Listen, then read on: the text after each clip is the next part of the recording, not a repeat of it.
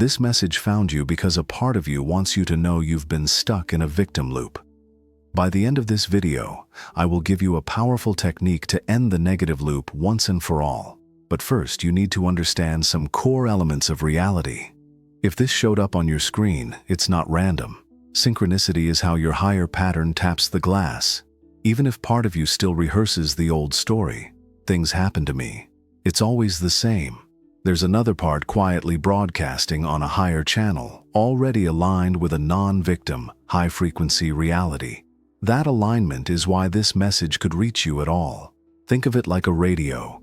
You can only hear a station when some part of your dial overlaps its frequency. You overlapped enough to find this. Here's the honest signal underneath your setbacks. Repetition is not punishment. It's the physics of attention.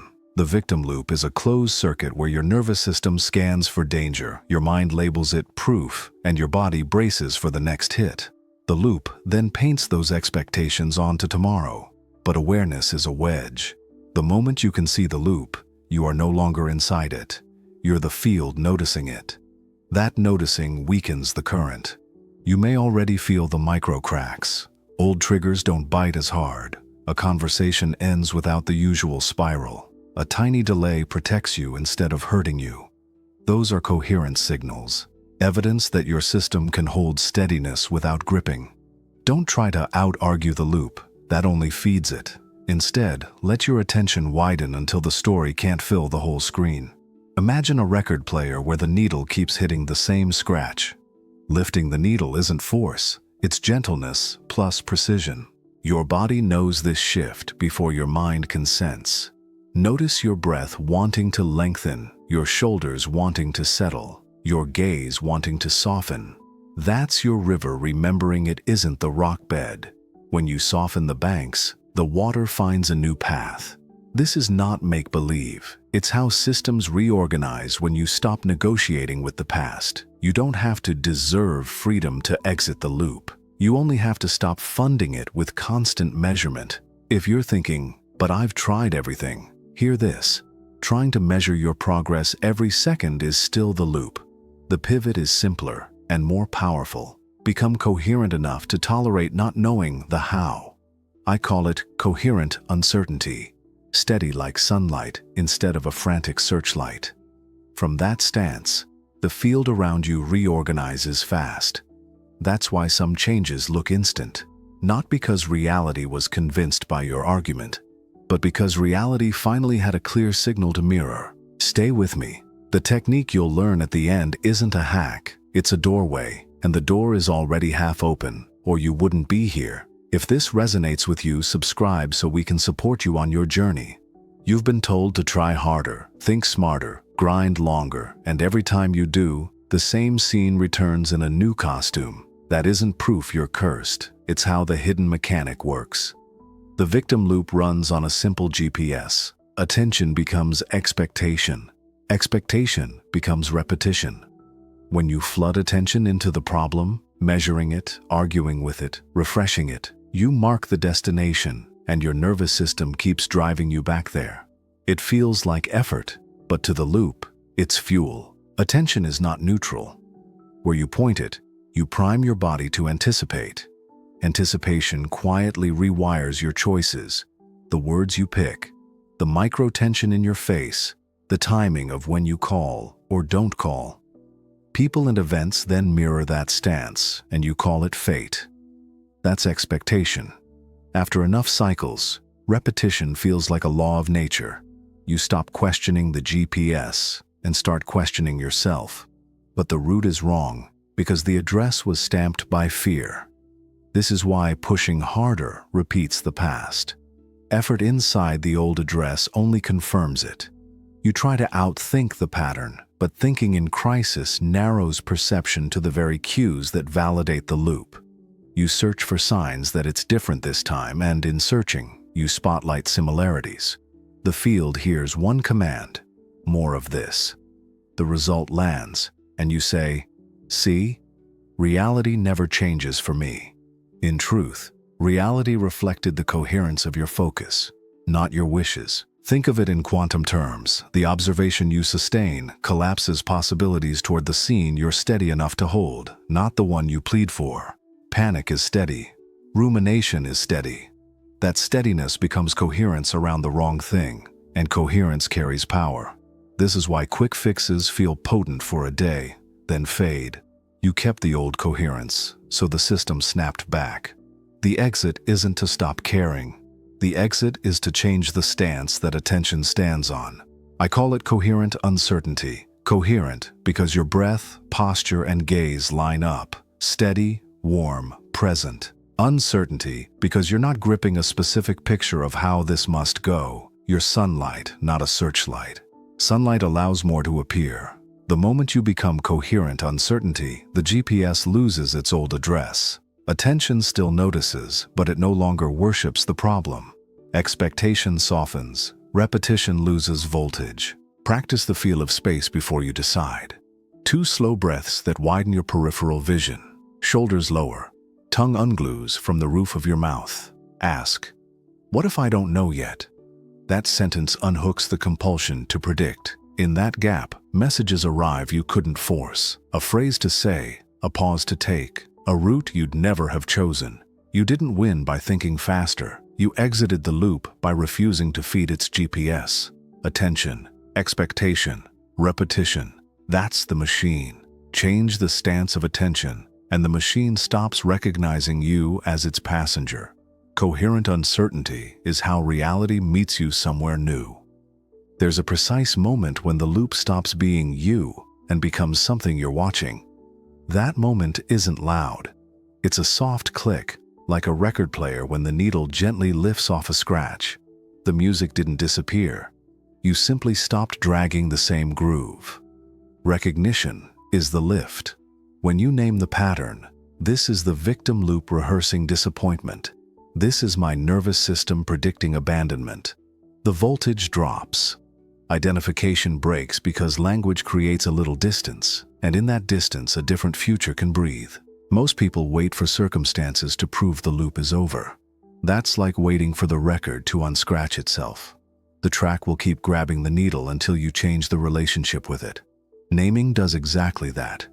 Say it plainly, even quietly in your head. Loop. One word can be enough. Your body hears the instruction to ungrip. Shoulders loosen, breath widens, eyes soften. You didn't solve anything yet.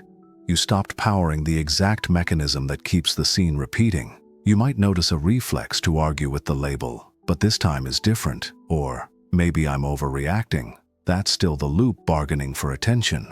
Don't debate it. Stay with sensation. Feel the hum that used to escalate into story. If it spikes, whisper the name again. This is not denial. It's precision.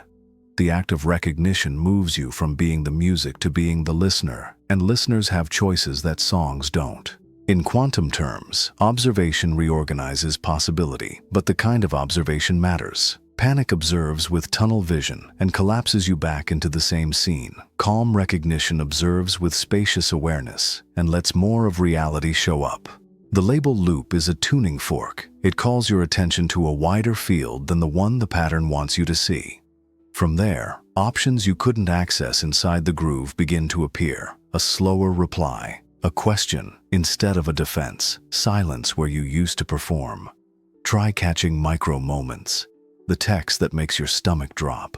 The email subject that feels like history repeating. The look on someone's face that you've been trained to interpret as danger. Name it the instant you feel the pull.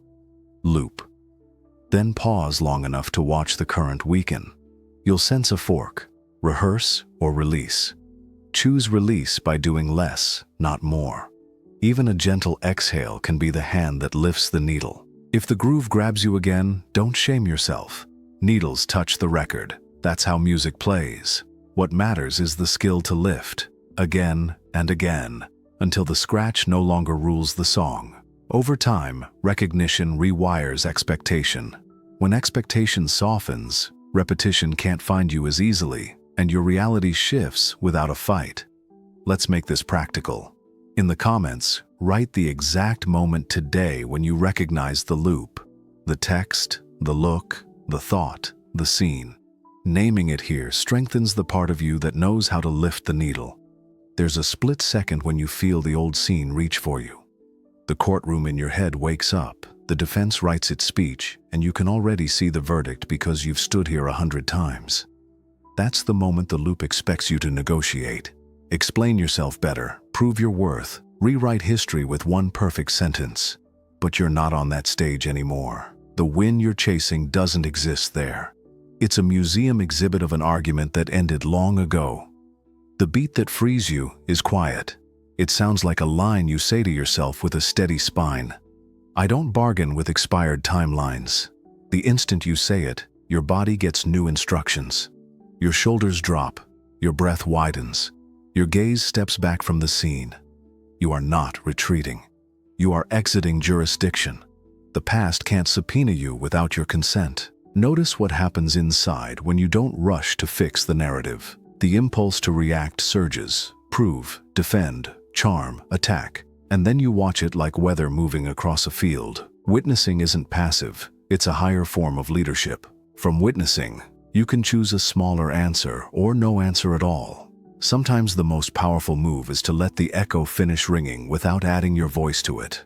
This is not about erasing your history. It's about refusing to keep paying interest on an old debt that was never yours. The loop survives on attention and argument. It feeds on the belief that if you just replay the scene with enough skill, reality will finally apologize. It won't. Reality mirrors coherence, not bargaining. When you stop campaigning for a retroactive win, you stop handing your energy to a timeline that can't change. Think of it in quantum terms. Each time you return to the past to renegotiate, you collapse your possibilities back into the same narrow corridor. The observation is loaded with tension, so the corridor feels inevitable. When you witness instead, wide breath, soft eyes, a simple inner statement, the corridor opens into a room with more doors. You didn't force a better outcome. You stopped pledging allegiance to the old one. Practice this in micro.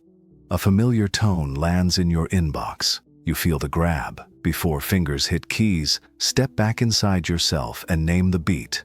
Expired timeline. Feel your feet. Let your jaw loosen. Ask, what requires no defense? Maybe it's one clear sentence. Maybe it's a boundary. Maybe it's silence. Whatever you choose comes from the present, not the museum. You do not win the past by winning at the past. You end its claim by no longer auditioning for a role you outgrew. The loop will try to bait you with recognition. Just this once. Explain. Smile. Let the record spin without you. You are the listener now, and listeners pick the next track. Willpower feels heroic because it's loud. It tightens the jaw, squares the shoulders, and promises it can muscle a new outcome into place.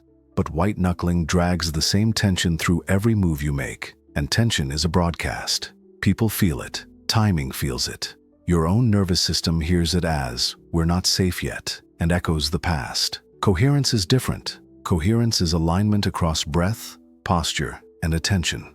It's the quiet calibration that reality mirrors faster than force because it's a clear signal, not a plea. Start with breath. Incoherence breathes shallow and vertical, up in the chest, almost invisible, like you're bracing for impact. Coherence breathes low and wide, as if the ribs are opening sideways. 2 slow cycles can change the chemical story your body tells your brain. Posture follows. Incoherence perches forward, neck craned, eyes hard. Coherence stacks the spine, lets the shoulders release, softens the gaze so peripheral vision wakes up. Attention completes the triad. Incoherence fixates on a single threat. Coherence notices the threat and the room around it, the colors, the space, the options. When those 3 agree, your signal stabilizes. This isn't pretending everything is fine. It's refusing to transmit panic as your identity. In quantum language, the pattern you can hold with steadiness is the pattern with the most leverage on possibility. Willpower can force a move, but if the underlying broadcast is, "I'm fighting for air," the field will keep arranging scenes that prove you need to fight. Coherence says, "We have air." The field reorganizes accordingly. You've felt both in your life. White-knuckling gets a task done and leaves you more brittle. Permission. The decision to let your system be steady before you act makes calls return, doors open, and words land without pushing. It isn't mystical favoritism, it's physics. Coherence reduces noise. Reduced noise means other people can read you, and you can read timings you'd miss when you're clenched. Try this in the next conversation that matters. Before you speak, inhale slowly and let your lower ribs widen. Exhale longer than you inhaled. Let your weight settle into your feet or the chair. Let your eyes see more of the room than the person. Ask yourself, what's the smallest honest move? Coherence will usually choose a simpler sentence, a truer boundary, or a kinder silence.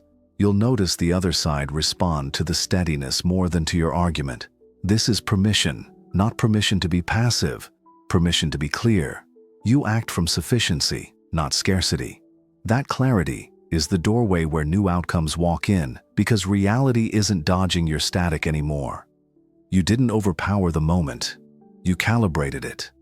If this lands and you want to train coherence into muscle memory, subscribe now to align with positive frequencies. Imagine the problem as a river and you as the ground beneath it. The river isn't wrong for flowing where it's been carved to flow. Water only knows the path the bed allows.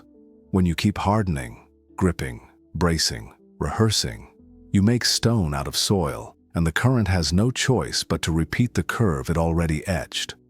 Softness is not surrender, it's engineering. When the banks soften, the water finds a new path without a fight. Start with the felt sense of softening, not a technique to dominate the moment, a willingness to be more permeable than the story. Allow what's here to be here. Let the tightness be seen without demanding it vanish. If tears come, let them be water doing what water does, relieving pressure so the channel can widen. Feeling is not the loop. Unprocessed feeling is the concrete that traps it. As you allow sensation to complete itself, micro-adjustments begin. Breath lengthens on its own. Jaw unsticks. The skin of your chest feels less like armor and more like membrane. Becoming transparent is a posture of attention. Transparency means the scene can move through you without snagging on old edges. You're not a wall, you're a window. This is not dissociation. It's intimacy without Velcro.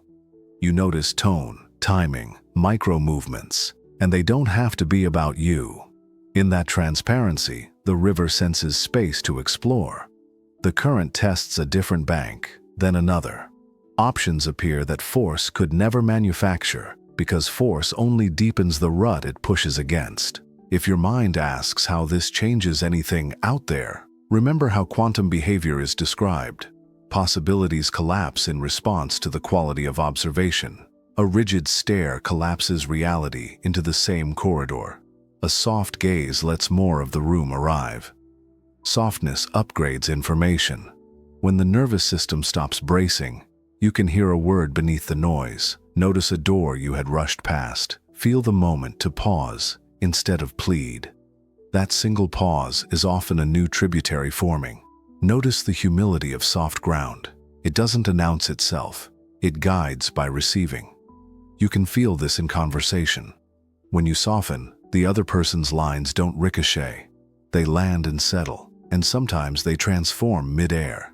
When you soften in your schedule, coincidences make space. Someone reschedules, a resource appears. Your own idea unfurls because it isn't being shoved through a narrow cut.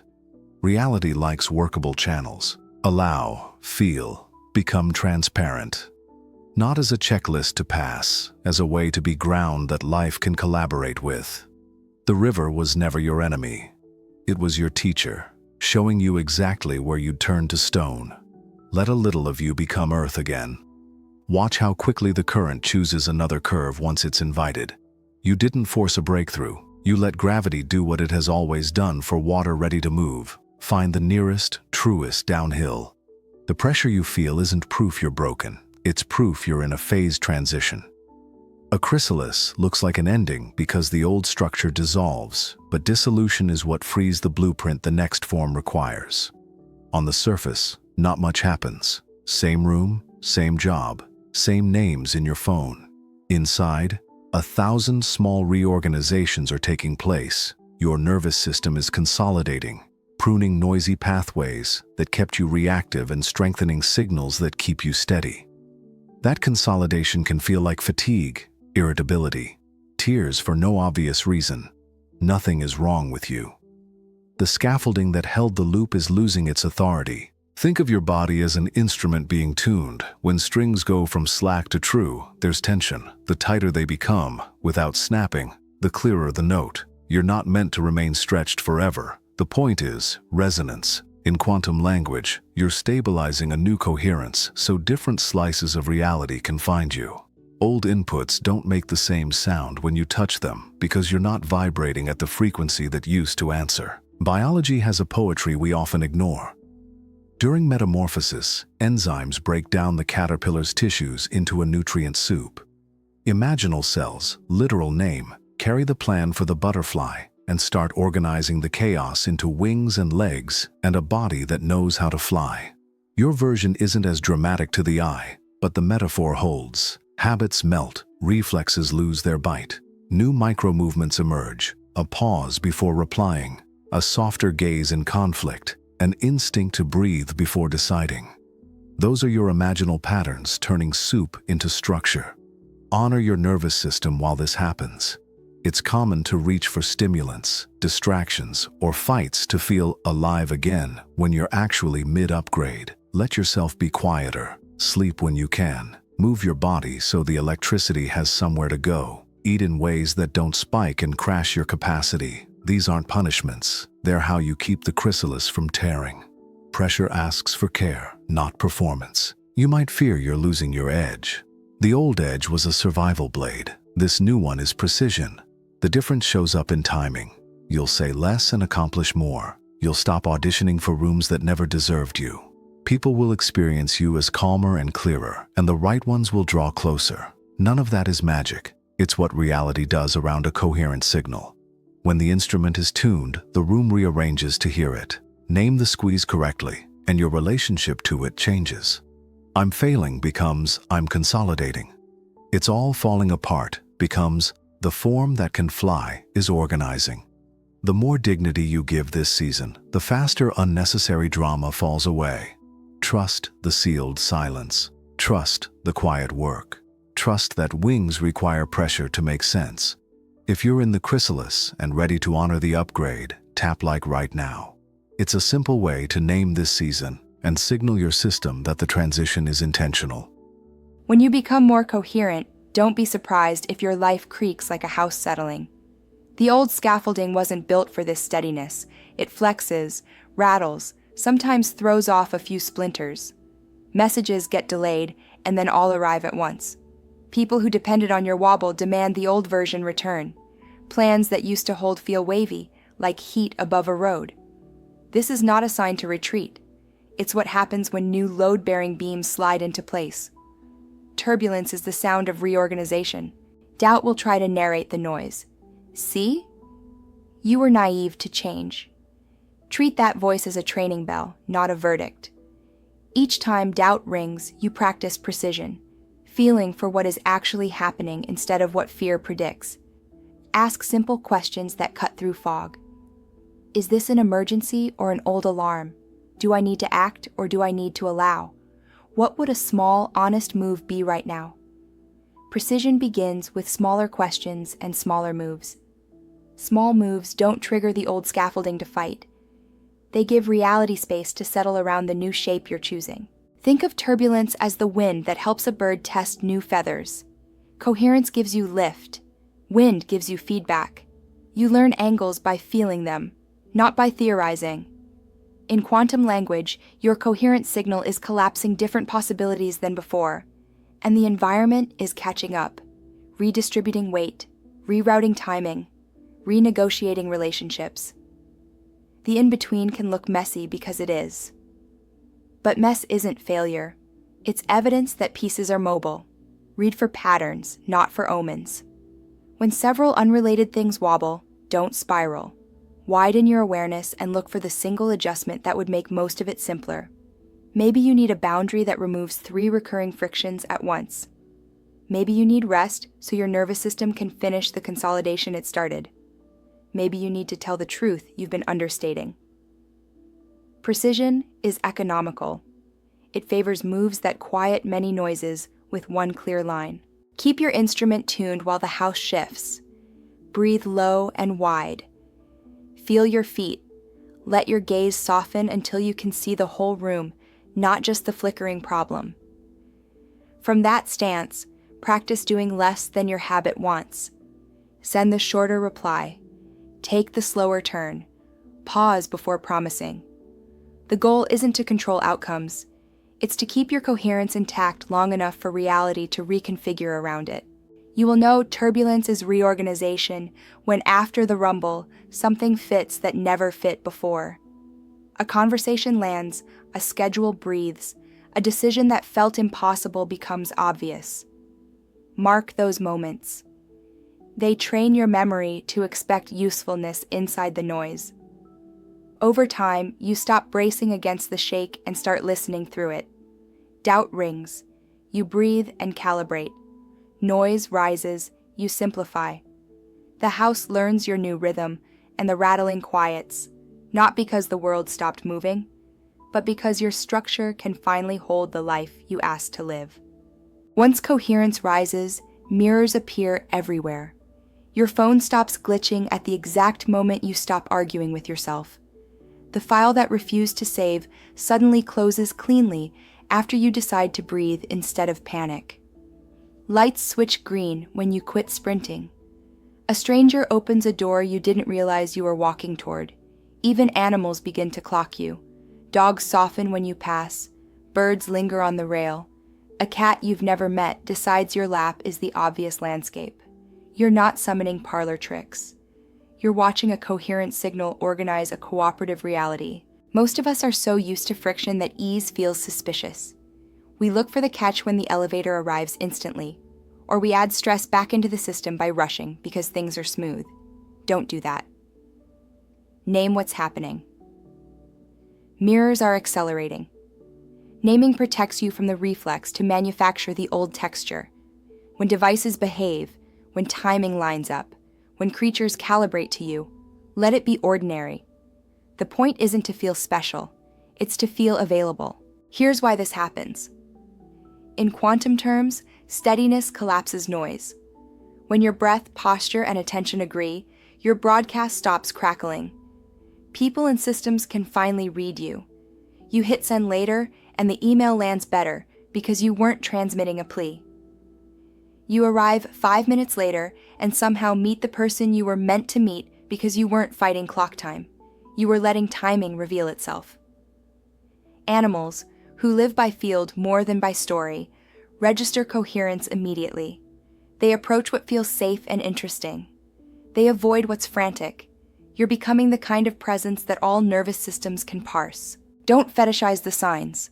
Use them. Let cooperative tech and easy timing become green lights for small, honest moves. If the call connects on the first ring, say the simple sentence. If the traffic opens, take the exit you've been postponing.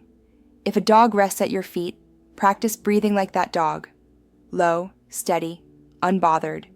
While you write the message that used to make you hold your breath. Signals are there to support the action that matches your new frequency. Before you act, run a 10-second field check. It's simple, portable, and fast. 3 seconds, widen your breath low and sideways. Feel your ribs expand. 3 seconds, soften your eyes until you can see more of the room than the task.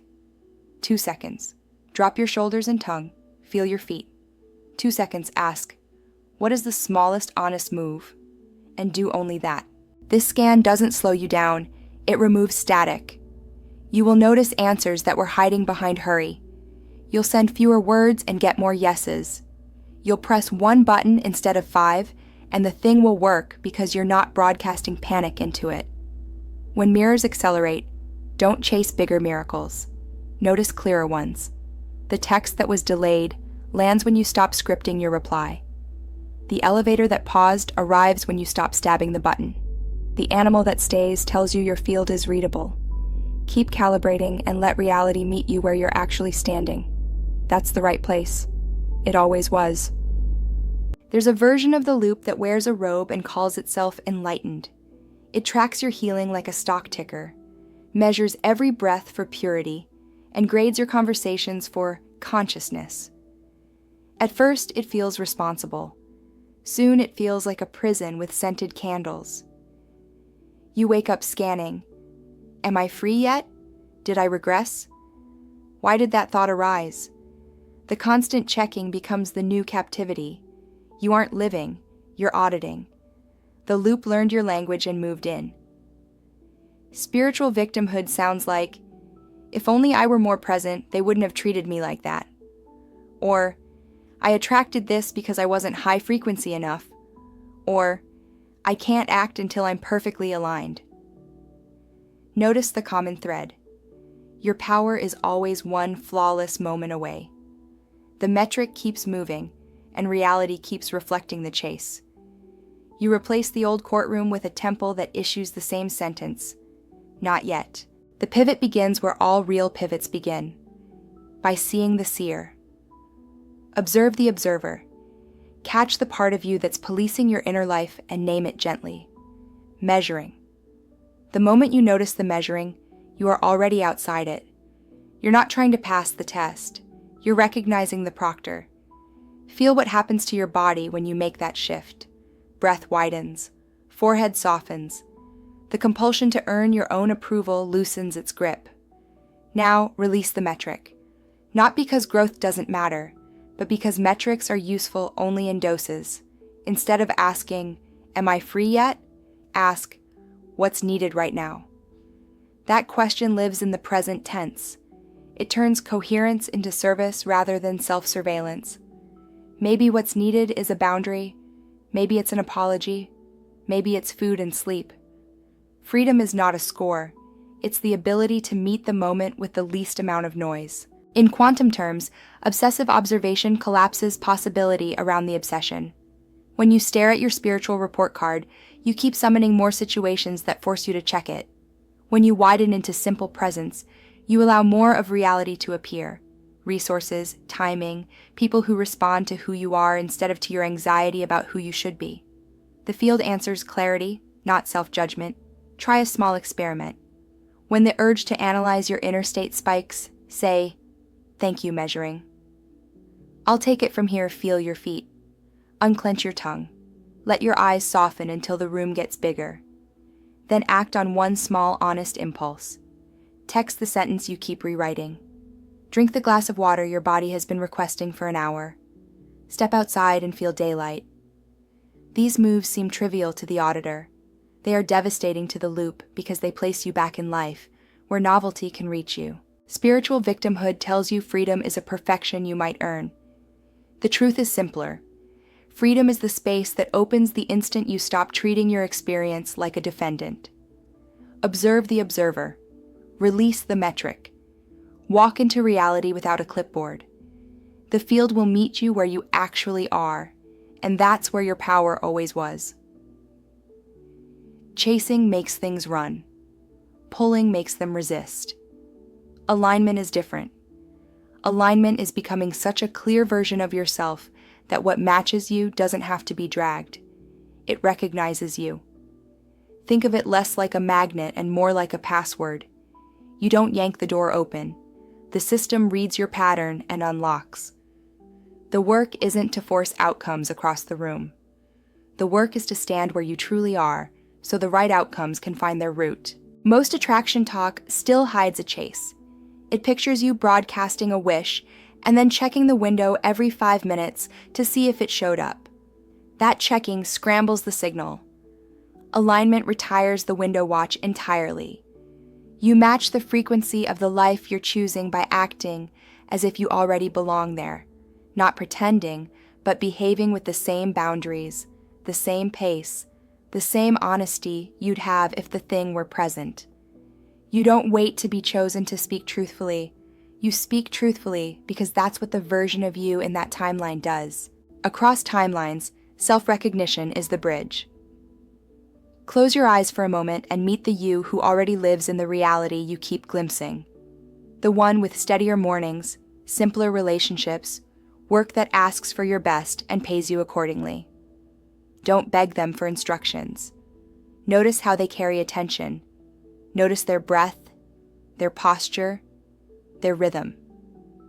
Then borrow one concrete behavior and do it here. Maybe it's ending the call 2 minutes earlier. Maybe it's answering emails with fewer words. Maybe it's walking outside before you open your messages. These are not decorations. They are alignment moves.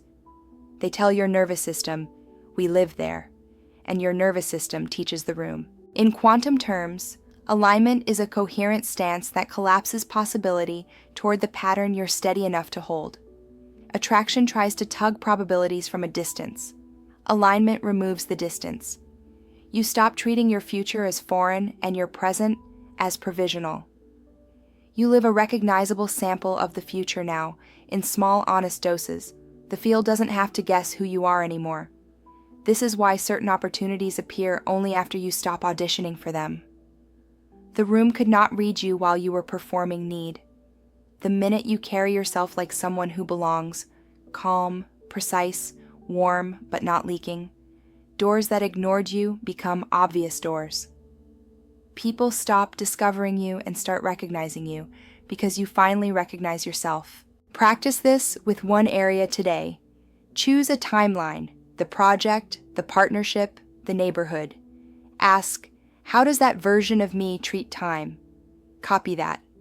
Ask, how does that version of me say no? Copy that. Ask, what do they refuse to negotiate? Copy that. These copies aren't cosplay, they're credentials. Repetition turns them into your baseline, and baseline is what reality mirrors. Let the chase retire. Let the pull relax. Stand where you match. The pattern that is already yours is looking for you, and it will find you faster when you stop moving like a stranger to your own life.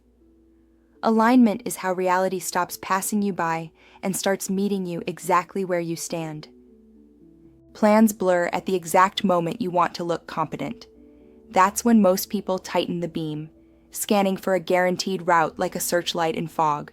But searchlights make hard edges and miss the wide glow.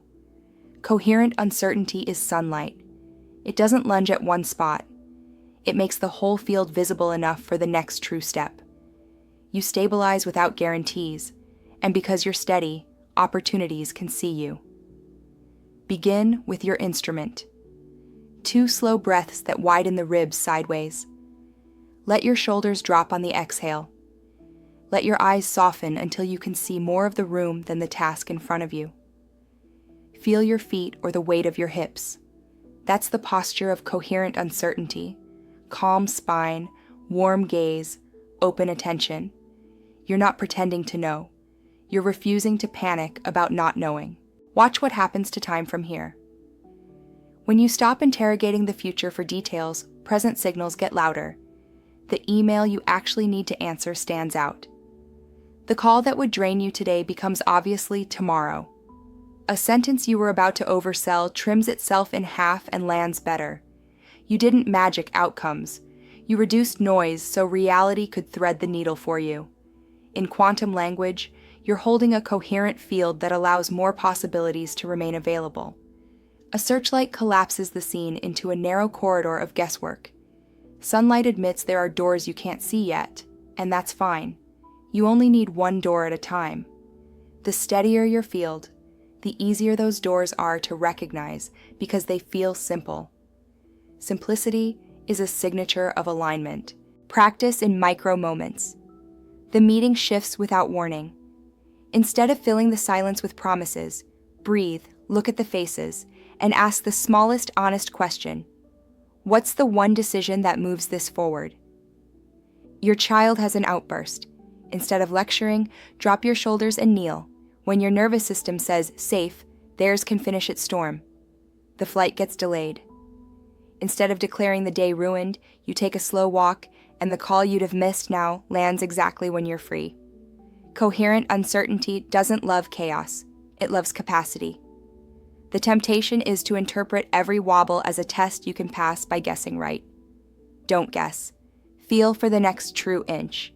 If you can't find it, wait a minute. Sunlight doesn't shove. It reveals. Use a sentence that keeps space open. I don't know yet, and I'm steady. That line is not a dodge. It's a signal that you can be trusted when conditions change, which is when leadership is most valuable. You're training a stance, not hunting a hack.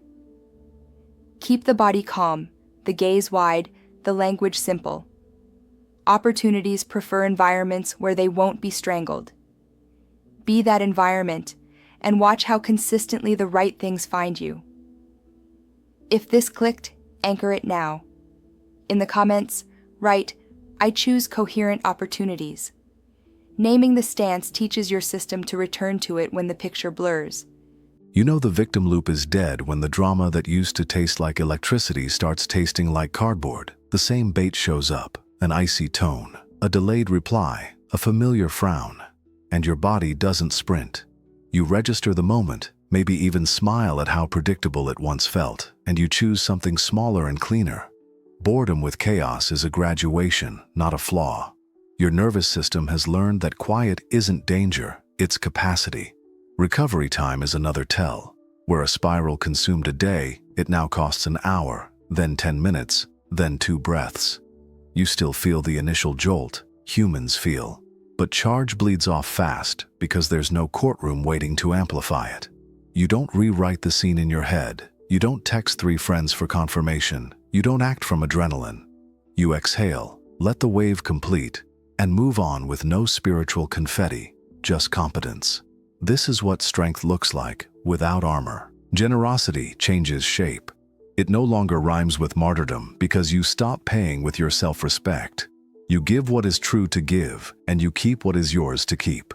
You say yes without resentment and no without apology. People around you recalibrate. Those who relied on your leakiness either step up or step out. That's not cruelty, it's clarity. In a coherent field, clogging patterns can't pretend to be love. Hazards look different too. You spot the early shimmer of a setting that used to trap you.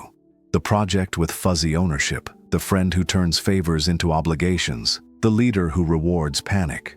Instead of proving you can survive it this time, you step aside and choose rooms that respect oxygen. Quantum talk gets practical here. The field mirrors your baseline.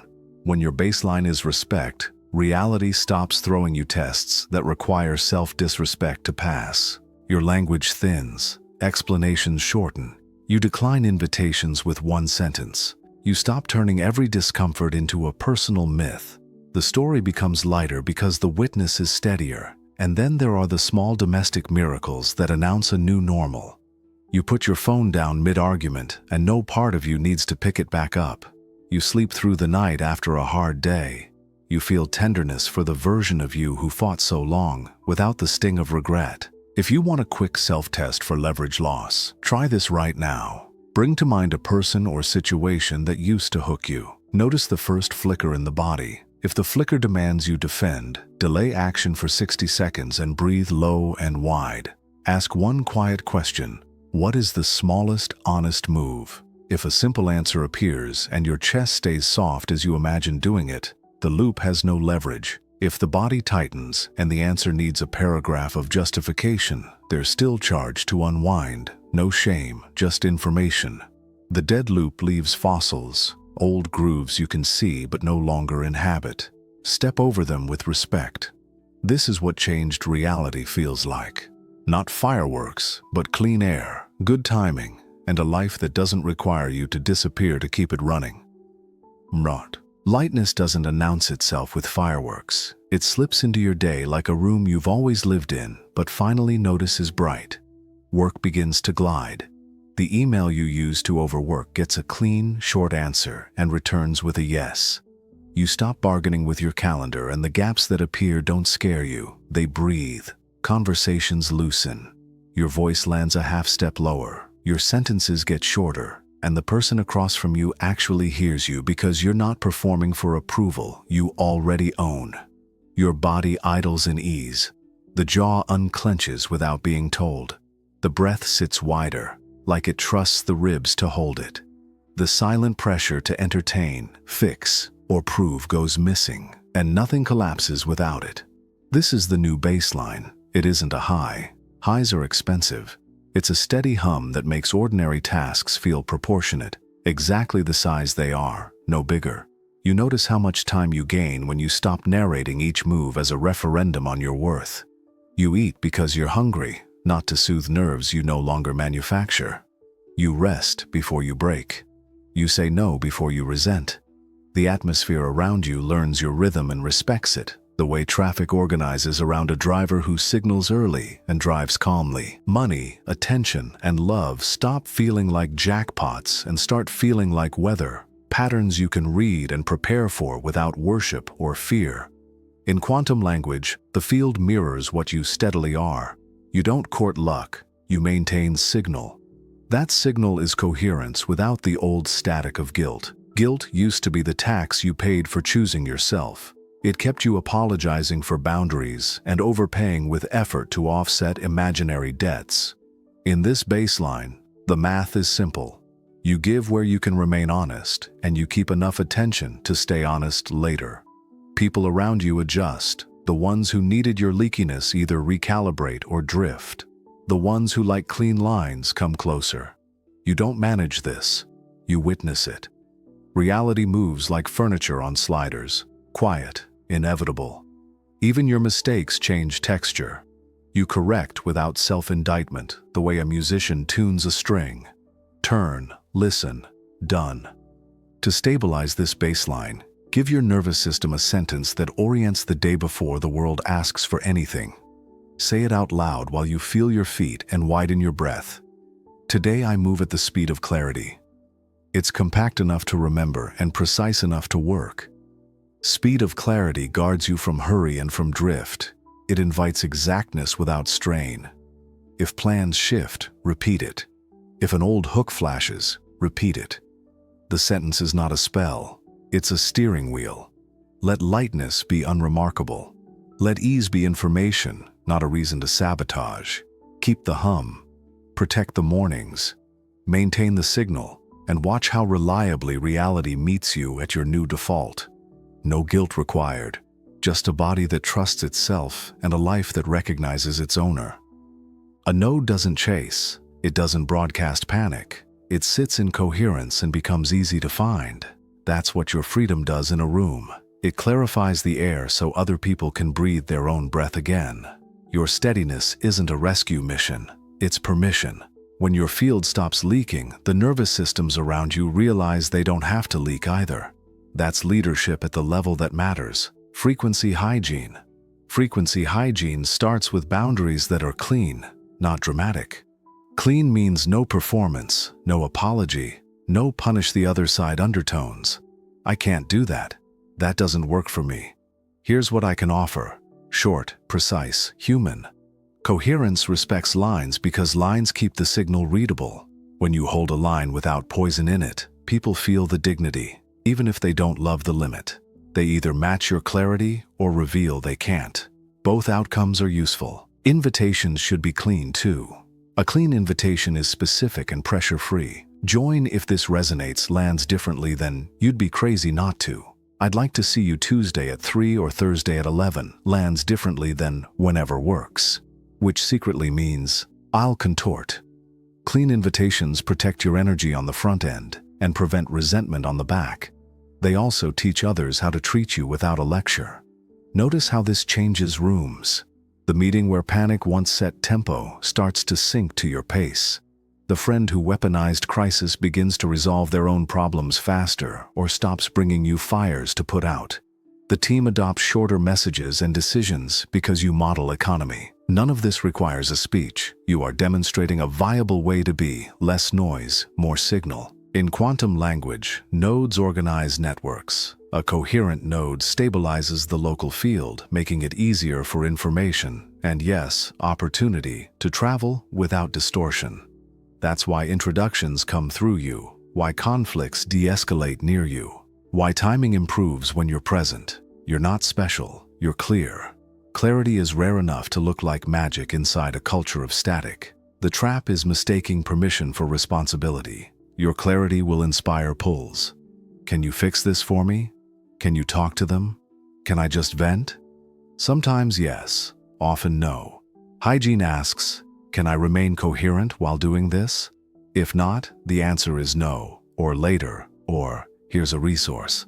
You are not a spill kit for other people's unprocessed storms. You are a doorway to their own capacity, if they choose it. Practice small. State one boundary today before anyone asks. Make one clean invitation with real times attached. Decline one role you used to take by default. The mediator, the emotional sponge, the late-night emergency contact for someone who won't self-rescue. Then watch the field. Notice who relaxes, who bristles, who quietly steps up. Your job isn't to manage their reactions. Your job is to keep your instrument tuned so the music doesn't distort when it passes through you. Become a node. Let your coherence be visible, not loud. Offer steadiness, not saviorhood. In this kind of leadership, reality organizes itself around what's honest, and people find doors they couldn't see until you stood still and became one. This is the doorway. You've named the loop, refused to bargain with expired timelines, practiced coherence over willpower, softened the riverbanks, honored the chrysalis, read turbulence as reorganization, aligned with what's already yours, and learned to be sunlight when the picture blurs. Now we seal it with one sentence and a 2-breath reset you can use anywhere to keep your signal clean in the middle of reality. Here is your declaration. Say it calmly and mean it. I claim my highest timeline and stand steady in it. It's not wishful thinking, it's orientation.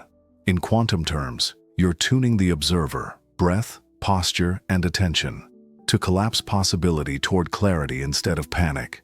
Declare it, and let your body hear the line as instructions, not performance. Now the on-screen 2-breath reset. Use it before you answer, before you send, before you step into rooms where the old pattern once ruled. Breath 1. Inhale through the nose and let the lower ribs widen sideways. Keep shoulders heavy, feel your feet or the chair. Exhale slowly, unglue your tongue from the roof of your mouth and soften your gaze until you can see more of the room than the problem. Whisper, here. Breath 2. Inhale low again, allowing the back body to breathe. Exhale longer than you inhaled. Drop the weight of your shoulders another inch and smooth your brow. Whisper, steady. 2 breaths, 2 words. Here. Steady. Your nervous system registers presence and safety. The field registers coherence. From that stance, ask only, what is the next true inch? Then move exactly that far. Coherence carries farther than ambition ever did. You may feel an urge to embellish. More techniques, more affirmations, more proof you're doing it right. Resist the sprawl. Power lives in compactness. The declaration works because it's an orientation you can keep while life moves. The reset works because it's faster than the loop. If the needle jumps to the old scratch, lift it gently. Declare again, breathe twice, and continue the song. That's not regression. That's training a new baseline until it feels like oxygen. Let today be the day you stop rehearsing yesterday. You're not negotiating for permission to change. You're authoring a stance that reality recognizes. Say the line, take the breaths, and act from the quieter center that follows. Doors notice clarity. People respond to steadiness. Timing prefers those who can wait one measured heartbeat before they move. I claim my highest timeline and stand steady in it. This is how you end the victim loop without a fight. Make the choice, keep the posture, and watch how quickly reality adjusts to match you. If this served you, make a commitment in the comments. I claim my highest timeline.